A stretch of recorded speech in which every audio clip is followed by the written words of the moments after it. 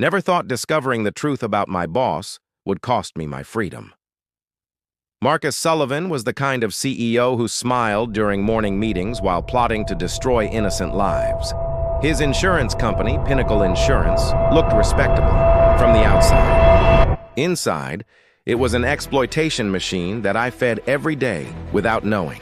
The first sign something was wrong came on a rainy Tuesday in March. I'd been working as a systems analyst for 3 years, managing the servers that stored personal information from tens of thousands of clients. Medical data, financial histories, addresses, social security numbers, information that could destroy a life if it fell into the wrong hands. Marcus called me into his office with its panoramic view of downtown. The floor-to-ceiling windows reflected his impeccable figure. $3,000 suit, Swiss watch, smile that never reached his eyes. "We need to make some updates to the backup system," he said, sliding a manila folder across the mahogany desk. "Simple process, just some adjustments to security protocols." The folder contained technical instructions that seemed routine. Create new access points to main databases. Disable certain encryption layers. Allow automated external transfers. I questioned why we'd relax security, but Marcus just patted my shoulder with that cold smile. "Trust, my young man. Sometimes we need to be flexible to grow." 5. Over the following weeks, I implemented the changes without fully understanding their implications. The system began generating strange reports, large volumes of data being accessed outside business hours, transfers to external servers not listed in our official infrastructure. Something definitely wasn't right. The revelation came by accident. Working late on a Friday, I decided to investigate the anomalous access logs. What I discovered left my hands trembling over the keyboard. Our client data was being systematically sold to information brokers on the black market. 50,000 personal records per week, each worth between $500 and $2,000, depending on the client's wealth. Marcus wasn't just violating our policyholders' privacy. He was literally selling their identities to criminals who would use this information for fraud, blackmail, and financial crimes. The money, millions of dollars per month, disappeared through a complex network of shell companies and offshore accounts. My first reaction was to report everything to the proper authorities. I compiled evidence for 2 weeks, documenting every transaction, every suspicious transfer, every protocol violation. I took everything to the Securities and Exchange Commission, to the Consumer Protection Department, to the Federal Prosecutor's Office. I believed justice would take its course. Marcus discovered my report in less than 72 hours. Apparently, he had contacts inside the regulatory agencies themselves. The following Monday, I was called to a disciplinary meeting.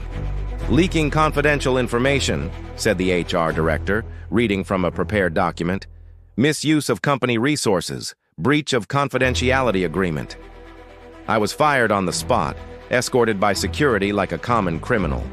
But Marcus made a fatal mistake. He underestimated my capacity for holding grudges and my familiarity with information systems. During my 3 years working at Pinnacle, I had discreetly installed several remote access points to the main servers. Backdoors that allowed me to monitor activities even from outside the company. That's how I discovered the true extent of his criminal operation. Marcus wasn't just selling policyholder data. He was laundering drug cartel money through Pinnacle's corporate accounts. Millions of dirty dollars were being cleaned through fake insurance policies and fraudulent claims. The company was a front for one of the largest money laundering operations on the East Coast. The rage I felt at that moment transcended any emotion I had ever experienced. Marcus had turned our company into a tool for organized crime, using my technical work to facilitate operations that financed violence and corruption. He had destroyed my career when I tried to do the right thing. Now it was time for him to pay the price. I spent 6 months collecting irrefutable evidence. Recordings of phone conversations I intercepted through the company's communication systems. Bank records obtained through vulnerabilities I exploited in connected financial systems. Internal documents showing exactly how the scheme worked, who was involved, and how much money was being moved. My revenge wouldn't be through reports that could be covered up. It would be through public exposure that no political contact could control. I created an anonymous website called Pinnacle Files and published everything. Dozens of gigabytes of evidence organized chronologically, with detailed explanations anyone could understand. The impact was devastating and immediate. Within 48 hours, the site received over 2 million views. Journalists from national outlets began calling Pinnacle demanding explanations. Clients initiated class action lawsuits. Regulatory agencies that had ignored my formal reports were forced to open public investigations to save their own reputations. Marcus tried to control the damage, but it was too late.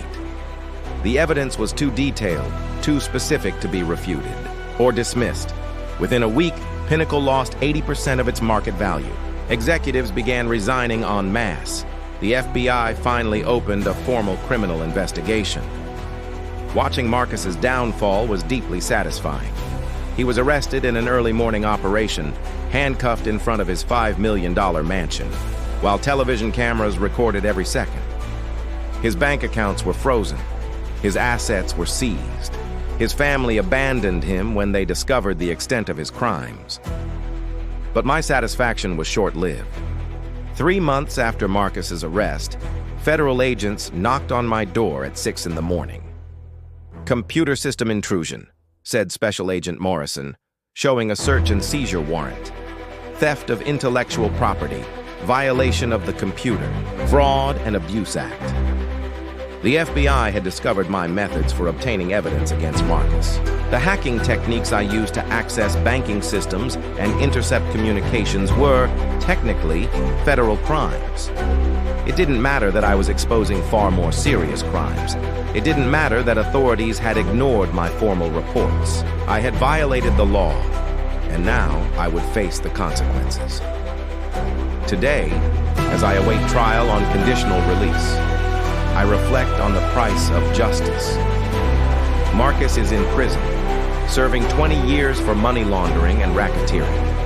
His criminal organization was dismantled. 50,000 identity theft victims received compensation. But I'm also a criminal in the eyes of the law. The question that haunts me every night is simple. Was it worth it? I brought justice to thousands of innocent people, but destroyed my own life in the process. When you fight monsters, you risk becoming one yourself. And when you stare too long into the abyss also stares back at you. Sometimes doing the right thing means accepting that you'll also pay a price. Real justice rarely comes without consequences for those brave enough to seek it. Marcus is where he deserves to be, and maybe, in the end, I'm also exactly where I belong.